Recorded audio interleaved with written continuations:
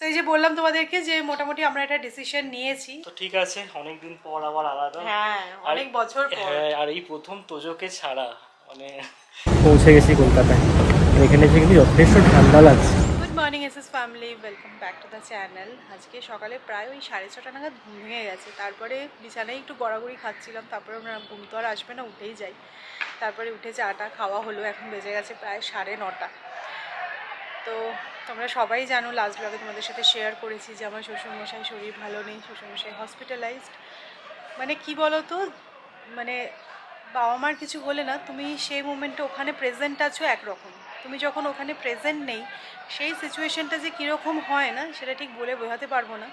কারণ এর আগে আমার বাবার সাথেও এরকম ব্যাপার হয়েছিল, যখন কিনা বাবাকে হসপিটালাইজ করতে হয়, আর তার পরের দিন সকাল সকাল আমি আর দাদা গেছিলাম। মানে ওই টাইমিংটা যে বাবা মা অসুস্থ, হসপিটালাইজ, আর আমাদের পৌঁছতে হবে ওই জায়গায়, ওই ট্রানজিশন টাইমটা যে কি চলে আমাদের মধ্যে। তো যাই হোক, বাবা এখন অনেকটা ভালো আছে, মানে যেই পরিস্থিতিতে বাবাকে হসপিটালে ভর্তি করতে হয়েছিল তার থেকে এখন অনেকটা ভালো আছে। তো সেই হিসেবে আমি আর সৌরভ একটা ডিসিশন নিয়েছি, কারণ এখন যেহেতু তোজো আছে না, আমাদের ডিসিশনগুলোও একটু ভেবেচিন্তে নিতে হয়। সেই যে বললাম তোমাদেরকে যে মোটামুটি আমরা একটা ডিসিশন নিয়েছি। তো ডিসিশনটা এটাই যে সৌরভের এখন কলকাতায় থাকাটা বেশি ইম্পর্টেন্ট, তাই জন্য কলকাতায় সৌরভ যাচ্ছে, আমি আর তোজো দুটোই থাকবো। না দেখো, একটা বাচ্চাকে নিয়ে হঠাৎ করে এরকমভাবে ট্রাভেল করাটা একটু ডিফিকাল্ট, যেহেতু আমরা গোয়াতে গেছি, ওখানেও ওর একটা দখল গেছে। তার মধ্যে আর একটা জিনিস হচ্ছে গিয়ে বাবা বাড়িতে অসুস্থ, বাবা যখন বাড়িতেও নিয়ে আসা হয়, তারপর মানে একটা বাচ্চা একটা বয়স্ক মানুষ অসুস্থ, সব নিয়ে একটা হ্যাফাজার্ড হবে। তার থেকে আমার মনে হলো যে না, আমার কলকাতায় যাওয়াটা বেশি ইম্পর্টেন্ট। সৌমি আর তোজো এখানে থাকুক। সৌমি খুবই সাহস দেখানো, বলছে না আমি পারবো তোজো এখানে থাকতে। দেখো আমি পারবো কি পারবো না জানি না, মানে চেষ্টা আমি করব, কারণ এর আগে এরকম সিচুয়েশন কখনো হয়নি, আর তোজোকে নিয়ে একা থাকতেও হয়নি। বাট ঠিক আছে, যেরকম যেরকম লাইফে পরিস্থিতি আসবে সেটাই তো তোমাকে হ্যান্ডেল করতে হবে, তাই না? কিছু কিছু সময় না নিজেদেরকে একটু বেশি প্র্যাকটিক্যাল হতে হয়, মানে সব দিক বিচার করে। আমারও শ্রমিক আর তোজোকে ছেড়ে যেতে একটু তো প্রবলেম হবেই, মানে একটু তো মন খারাপ লাগছে, বাট কিছু করার নেই, আমার কলকাতায় থাকাটা বেশি ইম্পর্টেন্ট। তো যেটা আমি সবার থেকে শুনলাম যে বাবা এখন অনেকটাই স্টেবল, মানে যখন হসপিটালে নিয়ে গেছে তার থেকে এখন 70% বেটার আছে। ওরা প্রথম দিন সাসপেক্ট করছিল হয়তো হার্টেও কোনো প্রবলেম আছে, বাট পরে ইনভেস্টিগেশন করে দেখেছে যে না, হার্টের প্রবলেমটা মেজর কিছুই নয়।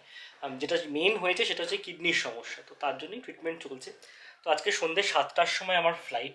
অ্যাপোলোতে একটা কি যে ভিজিটিং আওয়ার্সটা হচ্ছে শুধু সকালবেলায় 10টা থেকে 11টা, বিকেলবেলা কোনো ভিজিটিং আওয়ার্স নেই। তো আজকে মর্নিংয়ে একটা আমার ফ্লাইট ছিল 6:20 বোধ হয়, বাট সেটা করেও আমি গিয়ে আজকে বাবার সাথে দেখা করতে পারতাম না।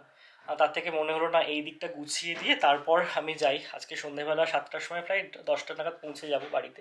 তারপর কালকে সকালবেলা গিয়ে ভিজিটিং আওয়ার্সে বাবার সাথে দেখা করবো, ডাক্তারের সাথে কথা বলবো, আরও বেটারভাবে জানতে পারবো কী হচ্ছে না হচ্ছে। যতক্ষণ না নিজের সামনে থেকে নিজের চোখে দেখছি না বাবাকে, ততক্ষণ যেন মনটা শান্ত হচ্ছে না। মেনলি কি হয়েছে বলো তো, আমাদের তো গোয়া যাওয়াটা আগে থেকেই প্ল্যান ছিল, তাই জন্য গোয়া যাওয়ার আগে থেকেই না আমি সেরকমভাবে বাজার কিছু করছিলাম না, জানি ফ্রিজটা খালি করে যাব, ফিরে এসে আবার বাজার টাজার করবো। তো সৌরভকে এখন বললাম যে একটু বেরিয়ে আমাকে সবজি বাজার করে দিতে, আর মাছ মাংসটা একটুখানি এনে দিতে। তাও সবজি বাজার দেখো অনলাইনে সব কিছুই পাওয়া যায়, আর স্যাটারডে করে আমাদের ঠিক বাড়ির নিচেও না বাজার নিয়ে বসে, তো ওটাও গিয়ে করে আনার কোনো ব্যাপার নয় আমার জন্য। বাট মাছ মাংসটা না আমি কিনতেও পারবো না, তাই জন্য বললাম ওটা একটুখানি স্টক করে দিয়ে যেতে, কারণ সৌরভ টিকিট কেটে যাচ্ছে, মানে রিটার্ন টিকিট তো এখনো কিছু করা হয়নি, তাই কতদিনে সৌরভ ফিরবে সেটাও জানা নেই। যাই হোক, দেখো আমার একটু টেনশন ডেফিনেটলি হচ্ছে তোজোকে নিয়ে প্রথমবার মানে কলকাতার বাইরে একা থাকা। বাট হ্যাঁ, নিজেকে আর কি সাহস দিচ্ছি যে না, যেই পরিস্থিতিটা এখন হয়েছে তাতে সবাই মিলে কলকাতা চলে গেলাম, কারণ দেখো একটা বাচ্চারও কিন্তু ধকল আছে, তো সেই জন্য মনে হলো যে না, এটাই ঠিক হবে। তো সব কিছু ঠিক হবে, তোমরাও প্রে করো যেন সব কিছু ঠিকঠাক হয়। পাপা কোথায় যাচ্ছে বাবু? হ্যাঁ, পাপা অফিসের কাজে কিছুদিন বাইরে যাচ্ছে, আমি আর তোজো থাকবো, তাই তো? হুম, ঠিক। আমরা মন খারাপ করবো না, হ্যাঁ মন খারাপ করবো না, ঠিক আছে, হ্যাঁ গুড বয়। তো আমি তোজোকে এটাই শিখিয়েছি যে পাপা যাচ্ছে অফিসের কাজে, তো আমি আর তুমি এখন কিছুদিন থাকবো, জানি না কতটা কি বুঝতে পেরেছে, বাট বলছে কথাটা। আর সৌরভকে বলেছি ও যখন আজকে বেরোবে তখন তোজোকে ওর সামনে রাখবো না, তাহলে সৌরভেরও মনটা বেশি খারাপ লাগবে। আর তোজো বলে বাবা চলে গেল, আসছে না কেন, ও ঘুমিয়ে যাবে, তারপরে সৌরভ বেরোবে, উঠলে আমি ম্যানেজ করে দিতে পারবো আশা করছি। জানি না, মানে এখন তো একটু বড় হয়ে গেছে, একটু বেটার সেন্সও হয়ে গেছে, এটাই আর কি। বাট হ্যাঁ, ওর মা হলে বাবাকে চাই না যে একদম সেরকমটা নয়, মা বাবা হলে কাউকে চাই না, কিন্তু দেখা যাক, মানে বলছি না আমার জন্য এটা একবারে একটা নতুন এক্সপিরিয়েন্স, কিভাবে কি ম্যানেজ করি। কালকে বাড়ি ফিরে জ্যাকেট ট্যাকেটগুলো সমস্ত গাড়িতেই রয়ে গেছিলো। আরও অনেক জিনিস আছে যেগুলো নিতে হবে গাড়ি থেকে বার করে, বাট সেগুলো পরে করব। এখন যাচ্ছি আমি বাজারে, যেহেতু সৌমি আর তোজো একা থাকবে, সেজন্য টুকটাক কিছু বাজার করে দিয়ে যাবো। যদিও এখন সব কিছুই অনলাইনে পাওয়া যায়, এটা একটা বড়ো ভরসা যে তোজোকে নিয়ে সৌমিকে বাজারে অ্যাটলিস্ট বেরোতে হবে না। তাও দু একটা জিনিস, বিশেষ করে মাছ মাংস, সেগুলো কিনে দিয়ে যাব। বাট মাছ মাংস কিন্তু এখন যাচ্ছি না, ঠাকুরের ফুল মিষ্টি এগুলো একটু কিনবো, আজকে মঙ্গলবার আছে সেই কারণে। আর বাজার করব, তারপর বাড়ি এসে মাছ আর মাংসের জন্য বেরোবো। চলো, সব কিছুই তো একদম সাডেনলি হচ্ছে না, তো সেই কারণে আর কি একটু অ্যাব্রাপ্টলি সব কিছু করতে হচ্ছে। ফুল নেওয়া হয়ে গেল, টুকটাক বাজার তো করেই নিয়েছিলাম। আর আমাদের এখানকার একটা বাঙালি দোকান থেকে পেঁয়াজ কড়ি আর শিম নিয়ে নিলাম। সৌমি যদিও একা থাকবে, খুব বেশি যে বাজার লাগবে সেরকমটা নয়, বাট স্টিল। তো এই যে সৌরভের প্যাকিং মোটামুটি হয়ে গেল, আমি সব কিছু গুছিয়ে দিয়েছি। একটা কি ভালো বলো তো, সব উলেন্স না আমাদের কলকাতাতেই আছে, তাই উলেন্স ক্যারি করতে হচ্ছে না, সেই কারণে চেক ইন লাগেজটা নিতে হবে না, হ্যান্ড লাগেজেই হয়ে গেল, দেখলাম খুব সুন্দর। তো সৌরভও বলছিল যদি চেক ইন লাগেজ না নিলে হয় তাহলে ভালো হয়, না তো আবার ওই লাগেজ বেল্টে দাঁড়াও, আসবে লাগেজ, মানে টাইম লাগবে। যদিও সৌরভের মানে বাড়ি পৌঁছতে পৌঁছতে 10:30 পৌনে 11টা তো আরামসে বেজেই যাবে। আর কি গোছানো হয়ে গেছে, আমি ভাতও বসিয়ে দিয়েছি, ডাল আমার হয়ে গেছে। আজকে আবার মঙ্গলবার, তো সেই কারণে নিরামিষ আমাদের, যেহেতু কালকে রাত্রিবেলা আমি একটু চচ্চড়ি বানিয়ে রেখেছিলাম, তো ডাল চচ্চড়ি খেয়েই চলে যাবে। আজকে একটু তাড়াতাড়ি খেতে দিয়ে দেবো, 4টে নাগাদ বেরোবে বলছে। তো ভাতও এখানে বসিয়ে দিয়েছি। একটা কি ভালো বলো তো, এটাও এটা খুব সুবিধা হয়েছে, আমি সবসময় সব কিছুর পজিটিভ সাইডটাই দেখি। এই যে সৌরভ মানে আজ বলে কাল বেরিয়ে যেতে পারছে না, এটা সৌরভ একা বলেই পসিবল। এখন তোজোকে নিয়ে কোথাও যেতে গেলে না এত রকমের প্যাকিং থাকে, বুঝতেই তো পারছো, বাড়িতে একটা টডলার আছে মানে মানে তার প্রচুর রকমের হ্যাপাও আছে। তো সেটার জন্য আমার মনে হলো যে এটা ভালো হবে, মানে তাড়াতাড়ি করে, এই তো 10 মিনিট আমার প্যাকিং ডান। এই যে ভাতটা হয়ে যায়। টাটা, অফিসে যাচ্ছি আমি। Bye bye. কোনো দুঃখ নেই দুঃখ নেই, দেখো কাছে যাচ্ছি। কি পাপা কোথায় যাচ্ছে? অফিসে কাছে। অফিসের কাজে যাচ্ছে। ঠিক আছে, তুমি ভালো হয়ে থাকবে, মাকে ডিস্টার্ব করবে না, ঠিক আছে? মায়ের সব কথা শুনে চলবে, ঠিক আছে? মায়ের তো কোথায় তুমি বলবি তো, মাকে ডিস্টার্ব করবো না। একদম, আর মাকে দেখে রাখবে, ঠিক আছে? তুমি তো man, you are the man of the house now, ঠিক আছে? মাকে সব যত্ন করবে, ঠিক আছে? মা কপুর জ্বালাবে তো। হ্যাঁ, কপুর কপুর গুলো জ্বালাবো তো। হ্যাঁ, কর্পূর জ্বালাবে, যা যা করো সব করবে তুমি। আজকে মঙ্গলবার কর্পূর জ্বালানো হয়, তো সেটাই বলছি। তো সব দায়িত্ব তোমার উপর, ঠিক আছে? তোমার এই ছোট ছোট কাঁধে সব দায়িত্ব দিয়ে যাচ্ছি, সব পারবে তো? ঠিক আছে, আজগুলো ওকে আঁকা। সব সব ঠিক করে করবে, ঠিক আছে? মাকে একদম ডিস্টার্ব করবে না। মাকে একদম ডিস্টার্ব করবে না। ঠিক আছে, তুমি পাপাকে একটা হামি দিয়ে দাও, আর পাপাকে বলে দাও বাই। Bye bye. বাই। তো যে ঘুমিয়ে পড়ছে, এখন 3:30 বেজেছে, চোখটা ঝুলঝুল করছে। যদি আমার বেরোতে এখনো ঘন্টাখানেক দেরি আছে, 4:30 নাগাদ সৌরভ একটু রেস্ট নিয়ে নি, তখন আর তোজোকে তুলবো না। ঠিক আছে, ওকে আমি গেছি তো। ও তোমায় কতটা মিস করবে জানি না, বাট তুমি ওকে খুবই মিস করবে যেটা বুঝছি। একটু একটু করবো তো নাকি? একে দিয়েছি তো ফিঙ্গার লে রেখে। ঠিক আছে, সবকিছু ভালো ভালো হয়ে যায় আর কি। আমি রেডি হয়ে গেছি, 4:30 মতো বাজে, এবার বেরোবো। আমার 6:50 ফ্লাইট, তো খুব একটা আর্লি বেরোতেও ইচ্ছা করছে না এয়ারপোর্টে, একা একা কি করবো, তাই জন্য এদিক ওদিক করছি। সময় করছে না বেরোবো, না এবার এবার বেরোবো, বেরো, আমি সেটাই বললাম, রাস্তাঘাটে যদি ট্রাফিক থাকে বাইচান্স।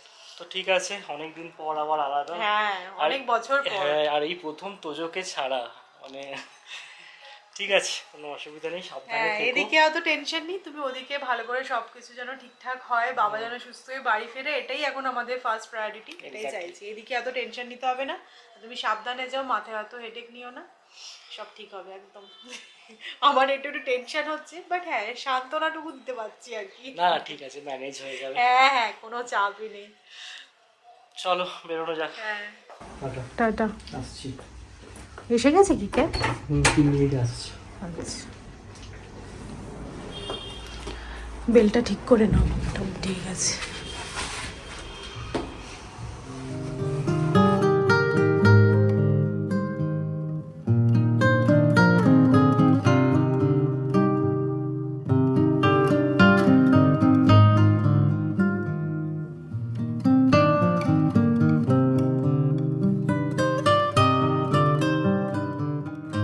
পরশুদিন আমাদের এখানে মানে পুনে আর পিম্পরি চিনচুয়ার মিউনিসিপ্যাল কর্পোরেশনের ইলেকশন আছে, তো সেই কারণে সকালবেলায় যখন বেরিয়েছিলাম সব ক্যাম্পেইন চলছিল, রাস্তাঘাটে ভীষণ ট্রাফিক ছিল। বাট আজকে মনে হয় দুপুর 2টোর পর থেকে ক্যাম্পেইন ওভার হয়ে গেছে, যেহেতু পরশুদিন ইলেকশন। রাস্তাঘাট বেশ ফাঁকাই পেলাম। এখন বেড়েছে 5টা 10, আর মিনিট 10-এর মধ্যে আমি এয়ারপোর্ট পৌঁছে যাব।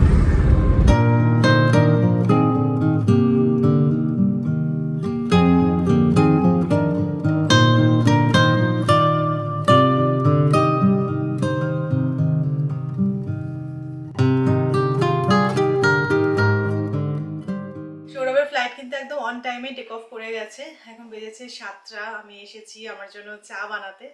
বাড়িটা এত ফাঁকা ফাঁকা লাগছে, বাট ঠিক আছে, আমার খারাপ লাগা বাজে লাগাটা এটা কোনো কথাই নয়। এখন যেটা এমার্জেন্সি, যেটা প্রায়োরিটি, সেটাই আগে ফোকাস করা উচিত।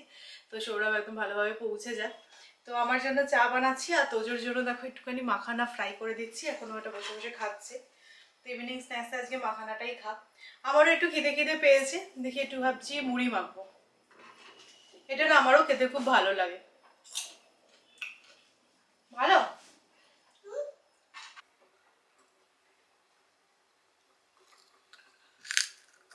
ভালো, ঠিক আছে, খাও। এখনো অবধি যা আপডেট, তাতে খুব একটা কিছু বুঝতে পারেনি বা অতটা কিছু ফিল করছে না হয়তো। আমি নামটা নিচ্ছি না, তোমরা নিশ্চয়ই বুঝতে পারছো।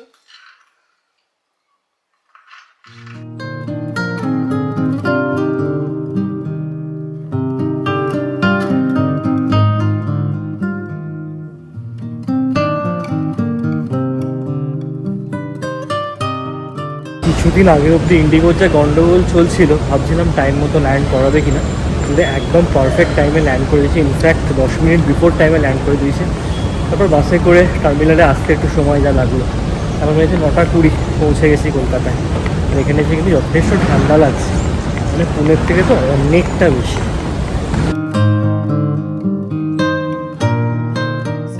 তোজোর ডিনার নিয়ে চলে এসেছি। আজকে ডিনারে তোজোকে দিচ্ছি রুটি আর ডাল। ডালটা একটু সবজি দিয়ে বানিয়েছি, তো এটা খেতেও ও খুব ভালোবাসে।